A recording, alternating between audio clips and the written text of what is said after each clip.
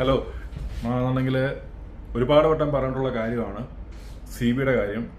നമ്മൾ നാട്ടിലാണെന്നുണ്ടെങ്കിൽ ഒരു CV കൊടുക്കുന്ന പോലെ അല്ലെന്നുണ്ടെങ്കിൽ ജസ്റ്റ് ഒരു CV കൊടുത്തൊരു ഹോസ്പിറ്റലിൽ കയറുന്ന പോലെ അല്ല ഇവിടുത്തെ കാര്യം. നിങ്ങളുടെ CV ആണെന്നുണ്ടെങ്കിൽ എല്ലാവരും വായിച്ചു നോക്കും.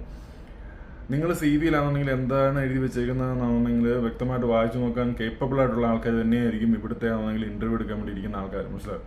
പിന്നെ കൺസ്ട്രക്ഷൻ ആണെന്നെങ്കിൽ ഫീൽഡിലോട്ട് ഏതൊരു ഫീൽഡിലോട്ടാണ് നിങ്ങൾ ഈ ഒരു CV കൊടുക്കുന്നതെങ്കിലും നിങ്ങൾ മനസ്സിലാക്കിയിരിക്കണം അവിടെ എന്താണ് ഒബ്ജക്റ്റീവ്സ്, എന്താണ് കീവേഡ്സ്, എന്തിനാണ് ഇവർ ഈ CV വാങ്ങിക്കുന്നത് എന്നുള്ള കാര്യം ആലോചിച്ച് മനസ്സിലാക്കി വെച്ചിരിക്കണം.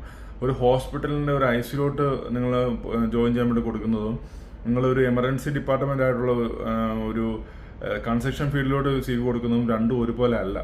ഓക്കെ, ഒരു HSE മാനേജർ ആയിരിക്കും, അതായത് ഒരു സേഫ്റ്റിയുടെ HSE മാനേജറായിട്ടുള്ള ആളാണ് ഇരുന്നിട്ട് നിങ്ങളുടെ CV റീഡ് ചെയ്യുന്നത്. അപ്പോൾ നിങ്ങളുടെ CV റീഡ് ചെയ്യുമ്പോൾ നിങ്ങൾ CVക്കകത്ത് കൊടുത്തിട്ടുള്ള കാര്യങ്ങൾ മാത്രമാണ് പുള്ളിക്ക് അറിയാവുന്നത്. അപ്പം പുള്ളി മെയിനായിട്ട് ഫോക്കസ് ചെയ്യുന്ന കാര്യം എന്ന് പറഞ്ഞു കഴിഞ്ഞാൽ നിങ്ങൾക്ക് ഒരു എമർജൻസി നേഴ്സായിട്ട് അല്ലെങ്കിൽ എമർജൻസി പ്രിപ്പയർനെസ് ഉണ്ടോ, നിങ്ങൾക്ക് എമർജൻസി നേഴ്സായിട്ട് നിങ്ങൾക്ക് കാര്യങ്ങൾ ഹാൻഡിൽ ചെയ്യാൻ പറ്റുമോ എന്നുള്ളതാണ്. അപ്പോൾ അതാണ് അവിടുത്തെ കീവേഡ്, മനസ്സിലാവും. അപ്പം നിങ്ങളുടെ CVക്കകത്ത് അത് ഉണ്ടായിരിക്കണം.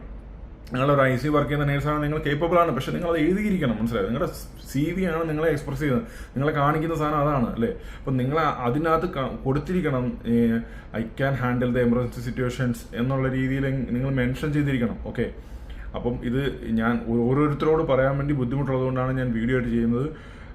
ഗ്രൂപ്പിലാണെന്നുണ്ടെങ്കിൽ ഓരോരുത്തരും അയക്കുന്ന മെസ്സേജസ്, ഓരോരുത്തരും അയക്കുന്ന CVs not up to the mark. Okay, നിങ്ങൾ CV അപ്ഡേറ്റ് ചെയ്യുക, എന്നിട്ട് എനിക്ക് അയച്ചു തരിക. ഓക്കെ.